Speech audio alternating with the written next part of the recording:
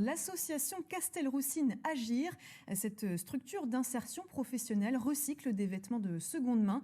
Et pour contrer la crise sanitaire, elle a créé une plateforme de vente en ligne.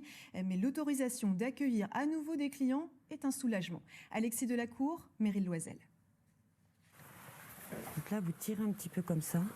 Valorisation du produit, respect de l'harmonie, autant de codes à maîtriser pour réaliser la parfaite photo de prêt-à-porter. Très bien. Alors, on regarde.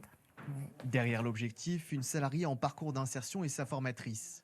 Comme elle, près de 120 travailleurs éloignés de l'emploi bénéficient d'un contrat aidé au sein de cette association Castelroussine.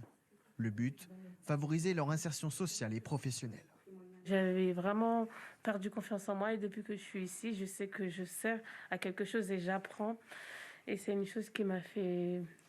Et je vais dire que je vais continuer sur ce voie-là. Si ces personnes sont rigoureuses, sont concentrées sur leur travail, c'est les amener à pouvoir intégrer une équipe. Alors ça peut être dans de la vente, ça peut être dans des ateliers.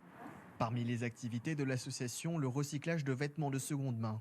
Elle tient des points de collecte, les centralise, puis les revend à petit prix en magasin. Un fonctionnement repensé cet été avec la création d'un service de boutique en ligne. Pour l'association, c'est une question de survie. Ses finances ont été mises à mal par 2 fermetures de boutiques pour cause de confinement.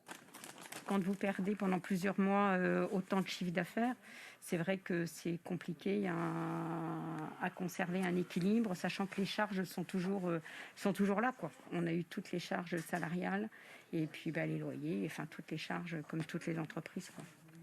Pour les clients, 2 options possibles, la livraison ou le click and collect, avant la réouverture de ses boutiques à Châteauroux et Villedieu-sur-Indre ce samedi. À cette occasion, elle doit inaugurer un 3e point de vente rue Grande à Châteauroux.